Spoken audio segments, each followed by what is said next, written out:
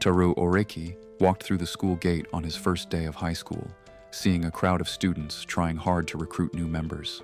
Flyers were being pushed into everyone's hands, and voices were calling out non-stop, but he showed no interest at all and simply walked past them.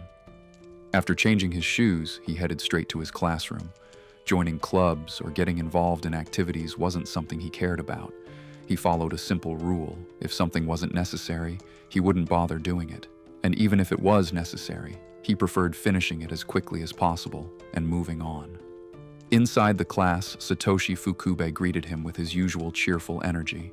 He was Oreki's only close friend and knew very well how uninterested he was in typical school life. Satoshi tried to spark some excitement about the new school year, but Oreki barely reacted. Then Satoshi noticed something unusual. Oreki was still at school even after classes, which wasn't like him at all. When he asked about it, Oreki let out a quiet sigh and handed him a letter.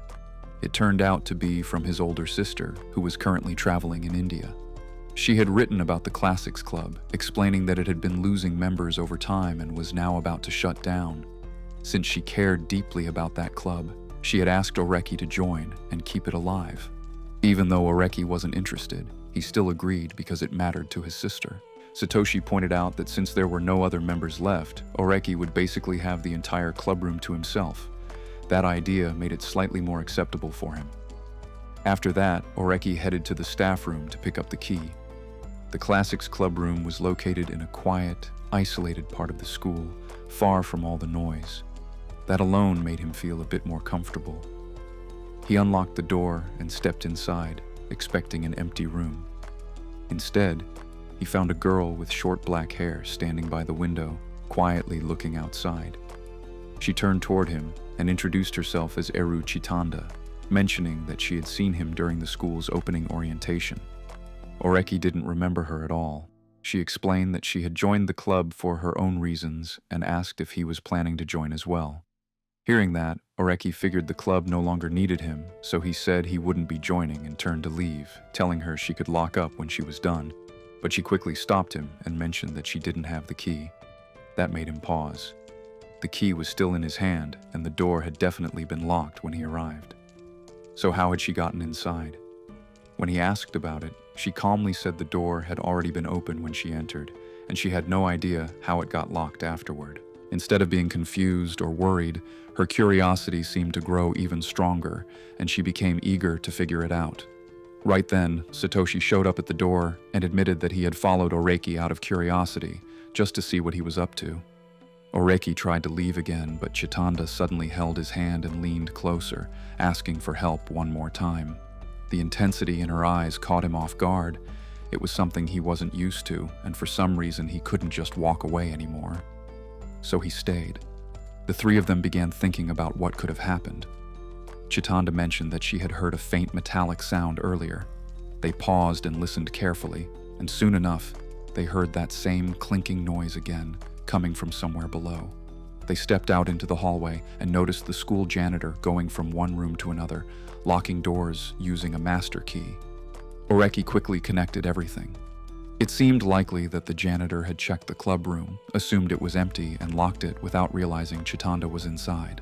The sound she heard earlier must have been the key turning in the lock. Since she had been too focused on the view outside the window, she never noticed what was happening. With the mystery solved, they all headed toward the shoe lockers together. Along the way, Satoshi casually decided to join the Classics Club as well. Oreki still tried to say he wasn't interested, but Chitanda held his hand again and directly asked him to join. This time, he didn't argue. Without making a big deal out of it, he simply handed over his application form, and just like that, he became a member. The next day, Oreki stayed back after class to rewrite an essay he had forgotten to bring from home.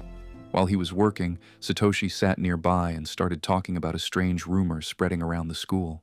According to the story, a girl had passed by the music room that morning while it was raining outside. She heard classical music playing inside, even though the room was dark and the door was shut.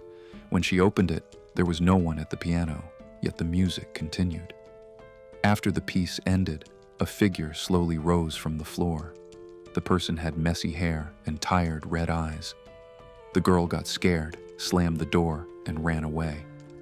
Oreki kept writing like he wasn't interested, but he still asked one important question, whether the rumor had already spread across the school. When Satoshi confirmed that it had, Oreki immediately figured out what would happen next. He was sure Chitanda would show up soon, curious as ever, asking them to investigate. So before that could happen, he quickly wrote something on a small piece of paper and told Satoshi to be ready to tell a different story instead. Just as expected, Chitanda arrived moments later, full of curiosity and ready to talk about the music room mystery. But before she could begin, Oreki smoothly shifted her attention towards Satoshi. Satoshi then brought up something completely different. He talked about a mysterious group known as the Silk Spider Society. According to him, no one knew who was part of it, but every year, they secretly placed a hidden flyer somewhere on the school's bulletin board. Chitanda's focus changed instantly. Her curiosity locked onto this new mystery, and she eagerly asked both of them to help her find that hidden flyer. The three of them went to the main notice board on the first floor, which was packed with colorful posters from various clubs. After carefully scanning through everything, Oreki noticed a small piece of paper partially hidden behind a larger poster and pointed it out. Chitanda leaned in to take a closer look at the hidden flyer, but this time her reaction felt different. She didn't seem as excited as before. It came off like she thought the mystery had been solved a bit too easily, and a few things still didn't fully add up. Even so, she decided to accept it for now. After that, they all went their own ways. While walking home together, Satoshi got curious and asked Oreki when he had managed to make that fake flyer and hide it on the board. Oreki casually admitted that he only did it because he didn't feel like going all the way to the music room on the other side of the building. Then he shared what had actually happened. The student who often used the music room had a habit of sleeping there to save time. She would keep the windows closed and set a classical music CD as an alarm. When the music stopped, it would wake her up. So the girl who opened the door had simply walked in at the exact moment the pianist was getting up after sleeping on the floor. Satoshi then brought up something more interesting. He wondered if Oreki avoided solving the mystery just to save effort, or if he simply couldn't say no to Chitanda the way he usually did to everyone else. Oreki didn't give any answer. As time passed, about a month went by since he joined the Classics Club, and he slowly settled into a quiet routine. Most afternoons, he would sit in the club room with a book and a cup of tea, while Chitanda sat across from him reading her own book. Sometimes she would bring homemade sweets and quietly leave them on his desk. Those calm, uneventful days became his favorite. One afternoon, Chitanda suddenly closed her book and stood up. She felt that the club had become too inactive since they never really did anything together. Oreki, staying true to himself, told her to sit down and reminded her that this was a literature club, not something active like a sports team. But she didn't agree. She brought up the upcoming school festival and explained that every club had to participate. Oreki said it didn't matter to him, but she kept insisting.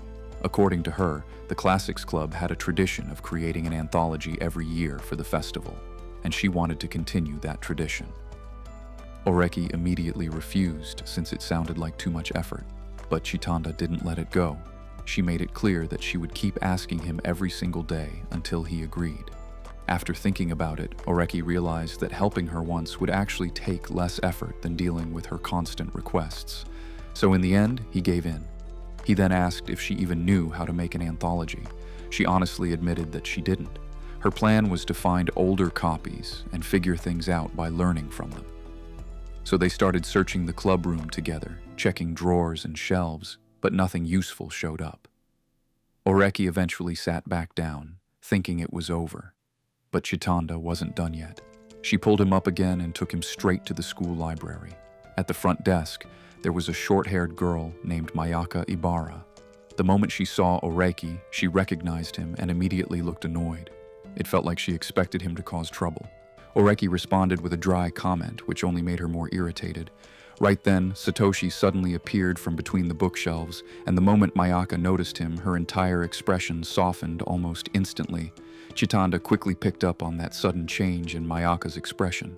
Oreki quietly explained that Mayaka had liked Satoshi ever since their middle school days. Satoshi greeted everyone in his usual friendly way and introduced Chitanda and Mayaka to each other. Chitanda didn't waste any time and immediately asked if the library had old copies of the Classics Club anthology. Mayaka said she hadn't seen anything like that on the regular shelves, but there was a chance they were stored in the back archives. However, only the head librarian could grant access to that area, and since that person hadn't arrived yet, they had no choice but to wait. While they stood there, Satoshi brought up the strange pattern Mayaka had mentioned earlier and asked her to explain it. Oreki quietly tried to slip away, but Chitanda's curiosity had already been triggered, so he gave up and stayed. Mayaka then explained what she had been noticing over the past few weeks. Every Friday during lunch break, someone would borrow the same book, and before the day ended, it would always be returned. That didn't make sense at all, since students were allowed to keep books for up to 2 weeks. She placed the book on the counter. It was a thick, leather-bound history book about the school with an old and elegant look. Chitanda picked it up and admired how beautiful it seemed. Then Mayaka showed them the borrowing record, and things got even more unusual. Each Friday, a different girl had borrowed that same book. 5 weeks, 5 different students, all from the same year, all doing the exact same thing. Oreki examined the record carefully and noticed that the checkout and return times were very close. There was no way anyone could read such a heavy book that quickly. So he pointed it out clearly. The book wasn't being borrowed for reading at all. For a while, they all started throwing around random ideas. Mayaka guessed it might be used as something to lean on because of its weight. Satoshi joked that maybe someone used it like a shield. Chitanda suggested that a book that big could even be useful for pressing pickles. Oreki got tired of the guesses and told everyone to be quiet so he could think properly. Looking at the records again, he noticed that every borrower was a girl, and each one came from a different class. He suggested that the book might be used as some kind of signal, but Mayaka immediately pointed out a flaw. Returned books were placed back randomly, so that idea didn't hold up. Then Chitanda did something unexpected. She brought the book close and smelled it. Mayaka was surprised by that reaction. Chitanda mentioned that the book had a faint smell of paint. Mayaka tried smelling it too, but couldn't notice anything. Oreki paused for a moment, then asked Chitanda to come with him. He led everyone out of the library and headed toward the art room. On the way, he explained that every Friday there was an elective class where students from different sections gathered together, and that class was art. When they entered the room, easels were set up all around. Almost every unfinished painting showed the same subject: a girl holding a book with a dark, textured cover. Oreki quietly pointed toward the canvases, letting everyone connect the dots themselves. The leather-bound history book turned out to be perfect as a drawing prop.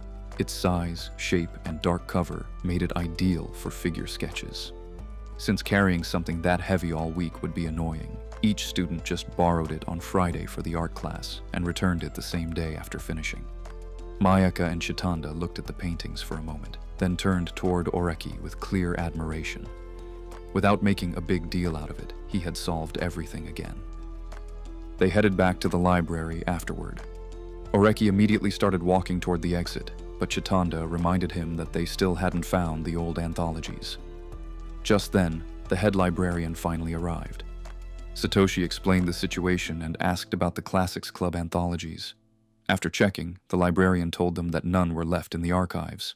Chitanda's expression dropped instantly. She looked genuinely disappointed. Satoshi tried to cheer her up, saying they would figure out another way somehow. After that, everyone went home. The next morning, which happened to be Sunday, Oreki's phone rang earlier than usual. It was Chitanda. She apologized for calling on his day off and asked if he could meet her. Oreki tried to refuse at first, but she kept insisting until he finally gave in.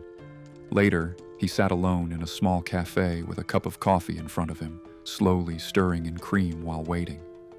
After some time, Chitanda arrived, slightly out of breath and dressed more nicely than usual. She apologized for being late and sat across from him. When Oreki asked why she had called him, she hesitated. For a moment, it seemed like she was trying to avoid the topic. Oreki stood up as if he was about to leave, but she quickly stopped him and asked him to sit back down. It was clear she had something important to say, something she had struggled to bring up. After a brief pause, she finally admitted the truth. What she really wanted was help solving a personal mystery. That caught Oreki off guard. It wasn't what he had expected at all. She then started talking about her uncle, Jun Sekatani. Many years ago, he had attended the same school and even served as the president of the Classics Club. But about 7 years earlier, he had traveled to India and disappeared without a trace. Despite efforts to find him, nothing was ever discovered. She explained that when she was younger, she had been very close to him. He used to spend time with her, take her out, and patiently answer all her questions. He was kind, thoughtful, and incredibly smart, which made her look up to him a lot. She also mentioned that Oreki reminded her of him, especially in the way he approached problems and found answers others couldn't see. Then she talked about a memory that had been bothering her for a long time. Back when she was still a child, she had asked her uncle something. But now, she couldn't remember what that question was. All she remembered was his response. It had upset her so deeply that she ended up crying. What made it worse was that her uncle didn't comfort her at all. He just sat there quietly, looking troubled himself. He had just sat there quietly, looking troubled. In the end, her mother came in, carried her to bed, and she cried herself to sleep. The whole moment left such a deep mark on her that her mind ended up locking it away. She couldn't remember what she had asked or what her uncle had said. Oreki listened to everything without interrupting. Once she finished, he refused at first. He explained that bringing back a buried memory like that could change how she saw things, and he didn't want to take responsibility for something that serious. Instead, he suggested that she either ask other people or try to figure it out slowly over the next few years. But Chitanda shook her head.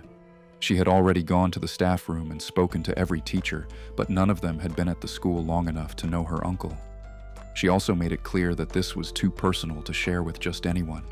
The reason she came to him was because she trusted the way he thought. Then she added something that made things heavier. Her uncle had been missing for 7 years, and her family was preparing to hold a funeral soon.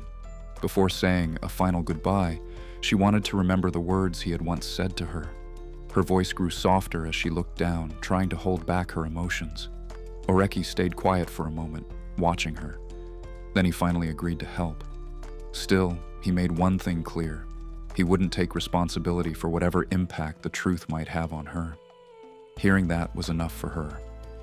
Her expression brightened immediately, and she thanked him.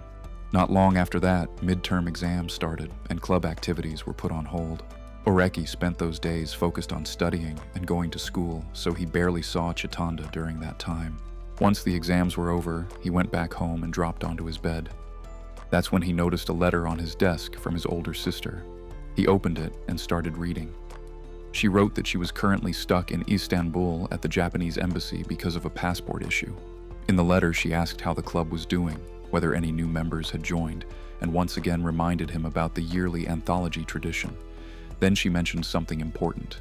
The old anthologies weren't in the library or archives at all. They were stored inside a wall safe in the club room. She also noted that the safe wasn't even locked. The next day, everyone gathered in the club room, and by then, Mayaka had officially joined as the 4th member. Oreki shared the contents of the letter with them.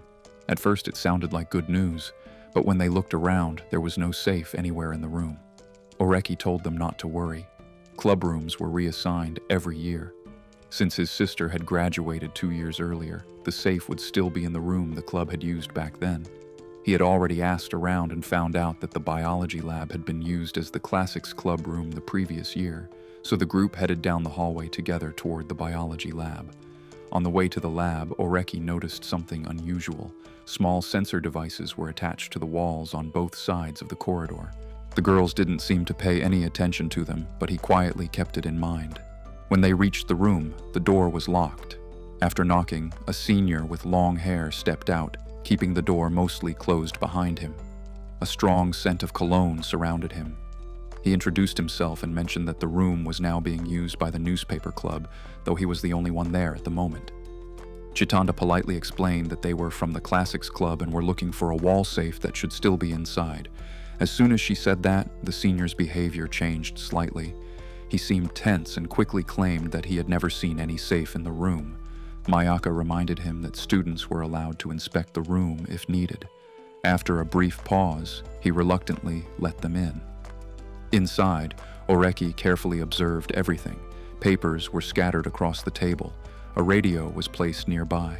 The window was open, and a fan was pointed directly toward it, even though that setup could easily blow the papers away. They searched the entire room but couldn't find anything.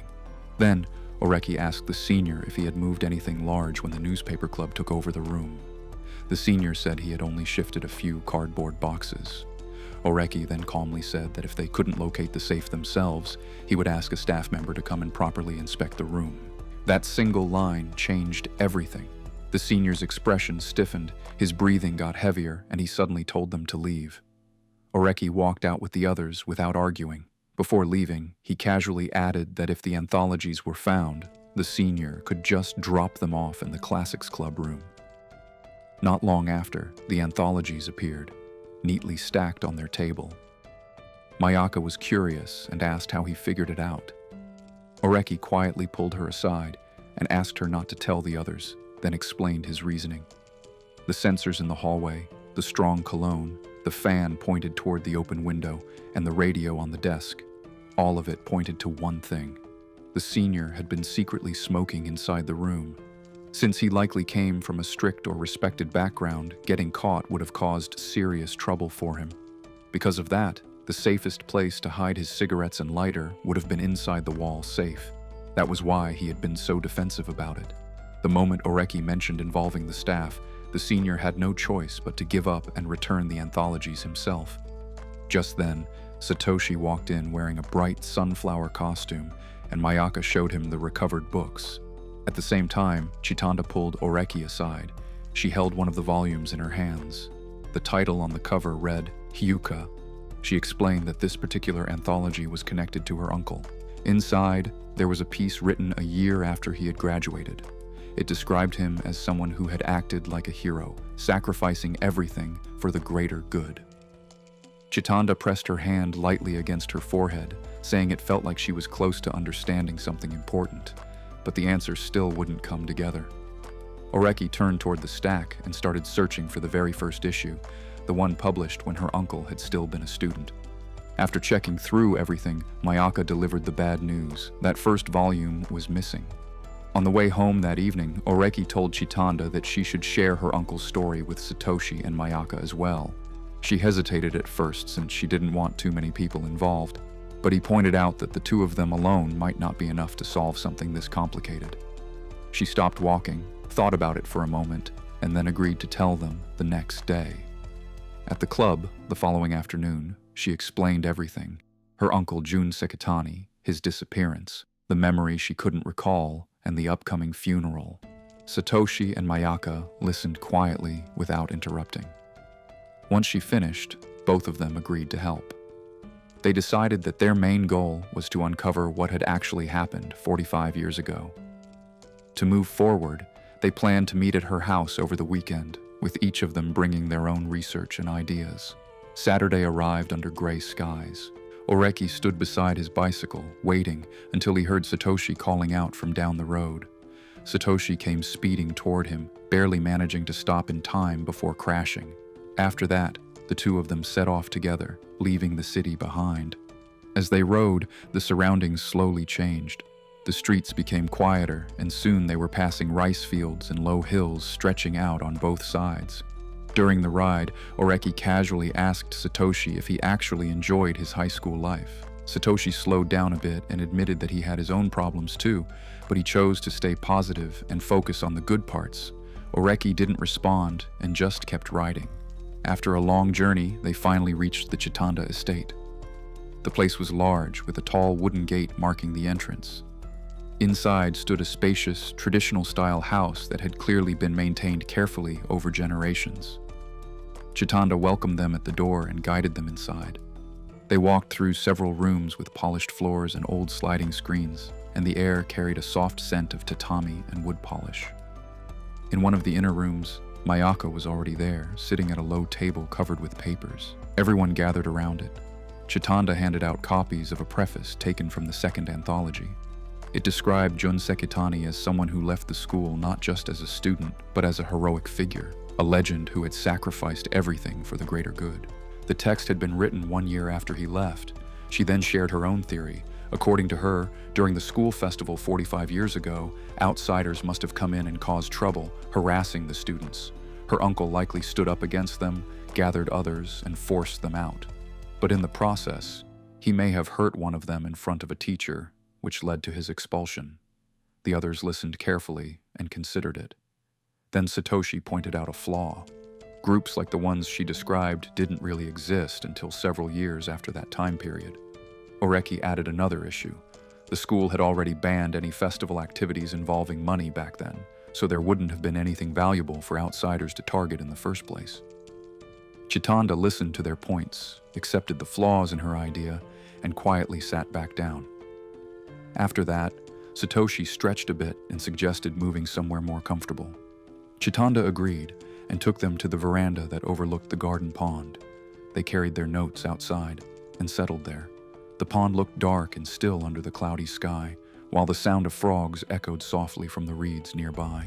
Then it was Mayaka's turn. She handed out her notes and explained her theory. In her view, everything was connected to a political struggle between schools and the government. She believed the authorities had tried to control education to shape students into obedient supporters, but the school resisted. According to her, both teachers and students joined forces to protest, and Jun Sekitani had led that movement. Because of that, he was targeted and eventually removed using influence from higher authorities. Oreki and Satoshi both admitted that her theory was well thought out, but there was one major issue. The protest she mentioned had taken place in June, while Sekitani left the school in October. That gap was too big to ignore, which made the theory fall apart. After a while, Satoshi casually mentioned he was hungry. Chitanda brought everyone back inside and started making rice balls while the discussion continued. The smell of freshly made rice quickly filled the room, making the atmosphere feel warmer. Once the food was ready, she placed the onigiri in the center of the table. Then Satoshi spread out newspaper clippings and old-school newsletters he had collected. His theory was somewhat similar to Mayaka's, but with a different focus. He believed the conflict wasn't between the government and the school, but between students and teachers. According to him, the school had tried to shorten the cultural festival so students could focus more on studies, which led to protests. However, the record showed that those protests had mostly stayed peaceful. There was no sign of any violent clash with teachers. And just like before, the timeline didn't match. The protest happened months before Sekitani left. With all three theories presented, everyone turned toward Oreki. He looked a bit uncomfortable since most of his ideas overlapped with what had already been said. Still, they waited for him to speak. Instead, he stood up and asked where the washroom was. Chitanda pointed him down the hall. As he walked, he passed by an open door and caught a glimpse of her room. It was filled with notes, papers spread across the desk and even the floor, covered with handwritten ideas, timelines, and charts. He paused for a second, then continued on. Inside the washroom, he closed the door and leaned against the wall, quietly organizing everything in his head. After a few minutes, he came back and said he had a theory. The room went completely silent. He started by laying out the facts they already knew. The protest had taken place in June, but Sekitani left in October. The issue clearly involved both students and teachers. And according to the records, the main conflict was about the cultural festival. Teachers wanted to shorten it, while students wanted to keep it at 5 days. Sekitani had taken the students' side and led them during the conflict. In the end, the school gave in and allowed the festival to continue the way the students wanted. But Oreki believed the school hadn't simply let it go. Expelling Sekitani right away would have caused even bigger problems since the students already saw him as a hero. So instead, the school waited. Over time, things calmed down, the tension faded, and once everything settled, they quietly removed him, later using a different reason. That explained the gap between June and October. It also matched the second anthology written the following year, which described him as someone who sacrificed himself for everyone else. After he was gone, the festival was eventually shortened to 3 days, but by then, no one protested anymore. No one argued with Oreki's explanation. Satoshi and Mayaka both agreed that it made sense. Chitanda gave a small, gentle smile, but her eyes slowly dropped to the table. Then she asked one quiet question. If her uncle had really left as a proud hero, why had his words made her cry so much back then? Oreki didn't have an answer. She quickly shook her head and thanked everyone, saying that for now, the mystery was solved. By that time, rain had started falling outside. She handed Oreki an umbrella for the ride home, while Satoshi pulled out a raincoat from his bag. At the gate, they said their goodbyes and headed off. Oreki and Satoshi rode through the evening rain, water dripping steadily from their hoods as they moved along the road. While riding, Satoshi glanced at him and pointed out that, for the first time in a while, he actually seemed interested in something. Oreki kept his eyes forward. Then Satoshi asked if that change had anything to do with Chitanda. Oreki shook his head and said it wasn't about her directly. It was more like he had grown tired of living without caring about anything. When he looked at Chitanda, Satoshi, and Mayaka, something felt different. The way they lived, with warmth and purpose, made him feel a bit restless, like he wanted something similar for himself. When they reached their usual corner, they split up. Oreki went home, parked his bike, and stepped into the quiet house. Later, he lay in his room, staring at the ceiling. His thoughts drifted back to the first time he saw Chitanda standing by the clubroom window, then to those calm afternoons when all of them sat together around the table, talking. During those moments, the usual dull, empty feeling inside him seemed to fade away. Everything felt lighter. As he lay there, he wondered if Sekitani had once felt the same way, being surrounded by people who believed in something. Just then, his phone rang. He picked it up and heard his sister's cheerful voice. She had already moved on to another country and started talking about her latest trip. After chatting for a bit, she asked what he had been up to recently. Oreki mentioned the anthology and said he had read Hyuka. For a brief moment, the line went silent. Then she said that Hyuka had always been one of her favorite works. After that, she called it a tragedy. She described Sekitani as a kind person who got caught in something sad and unfair. Oreki immediately asked her to explain what she meant, but she suddenly said she had to go, and the call ended just like that. He sat there for a moment, then spread all his notes across the desk and looked at them again. This time, something felt off. And here the part 1 ends, so if you want the next part, please comment below. Also, subscribe for more such videos.